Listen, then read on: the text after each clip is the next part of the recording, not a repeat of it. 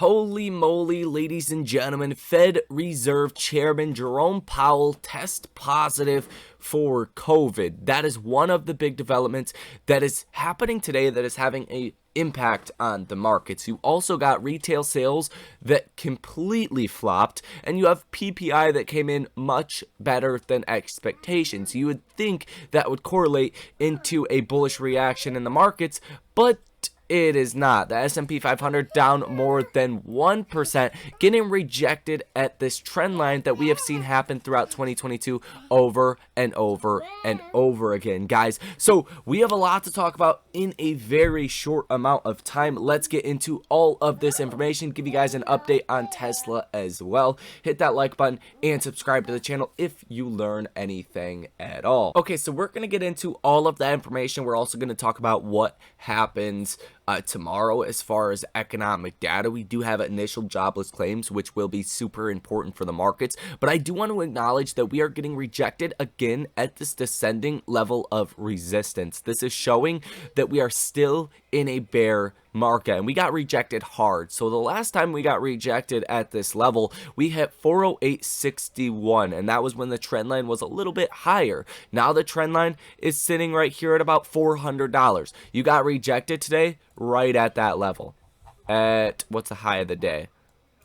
$400.12. You instantly got rejected in the beginning of trading. A lot of this probably is algorithmic trading programs, and what happened? You're now down 1.08% heading into the last hour of trading. Last time you got rejected at this level, you fell to 375. So I do think that is kind of the base case. If not, you could fall much lower. Morgan Stanley's Mike Wilson, he is the top economist for 2022.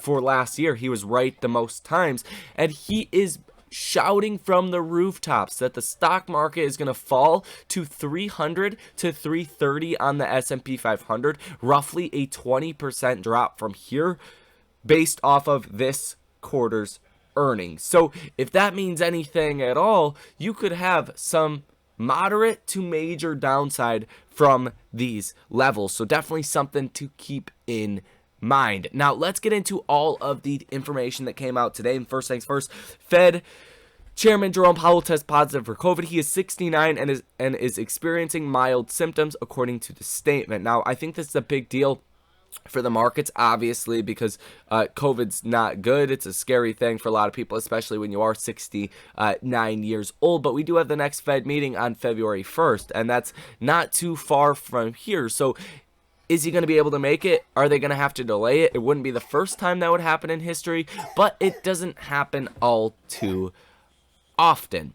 Now, if we take a look at the economic calendar and take a look at retail sales, guys, retail sales were expected to come out at negative 0.4% month over month. It came out at negative 1.1% month over month. So this is like not good, right? You want to see retail sales, softening and going down. That's why the markets were pricing in a negative 0.4% drop, but you completely whiffed it.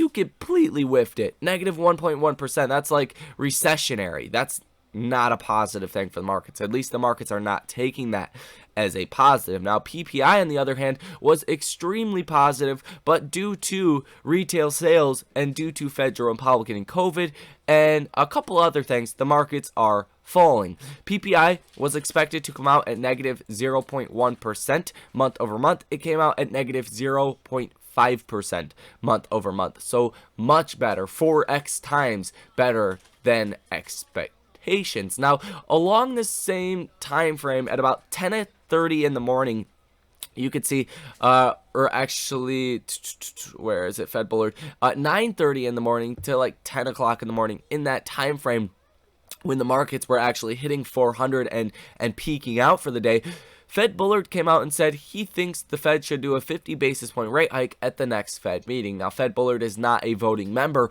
but he definitely caused a lot of fear in the last year just based off of what he said. Some of the biggest red days that we've seen were off of Fed Bullard's comments, like 5 to 7% federal funds rates and recessionary talk, right? So the markets they do pay attention to Fed Bullard. Even though he is no longer a voting member for 2023, he did have a big impact on the markets today. Now, building permits preliminary numbers for December come out tomorrow at 8:30 in the morning, as well as initial jobless claims. I think that's going to be the big catalyst for tomorrow. That comes out at 8:30 in the morning as well. You're expecting 207,000 initial jobless claims. If this number comes in much higher than 207,000, I don't think that's going to be a positive thing. Like retail sales today coming in much worse than expectations.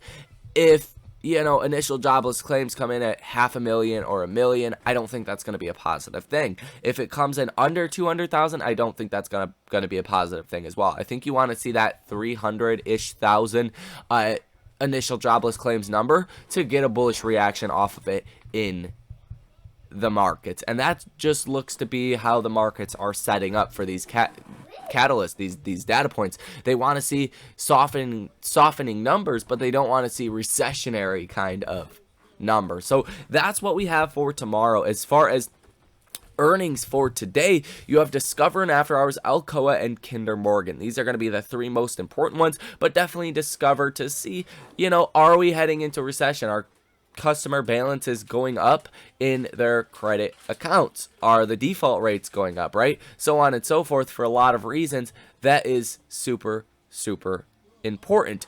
Now, tomorrow and After Hours, that's going to be the biggest catalyst of essentially this week in some regards. Some would say that Netflix earnings. So Netflix earnings are big for the tech industry. The tech industry is the thing that moves the market. So if Netflix has bad earnings and they get a bad reaction, one, it's going to drop the markets tomorrow, but also it's going to set this notion that tech might not do so well on earnings. So that is what we have as far as economic data, as far as earnings today and tomorrow. Now, if we take a look at Tesla not really getting any company specific news, and you are coming off of a decent couple of days with Tesla. The stock is only down 2.59%, which is a lot better than a lot of other stocks, and it looks to be still in this bullish pattern in my personal opinion. Volume has remained very high, and we do know earnings are going to be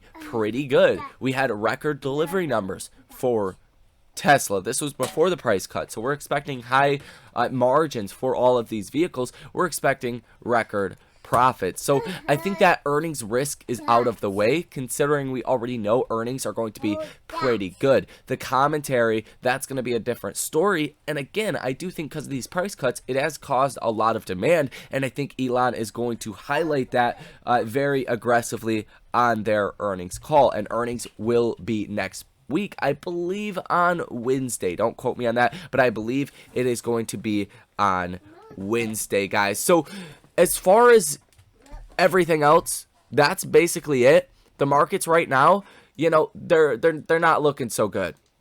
It looks like the odds of a rally from here is all based on initial jobless claims and earnings, but mostly earnings. Earnings will be the most important thing. If earnings are good, that could set up I'll say it again, a new bull market for 2023.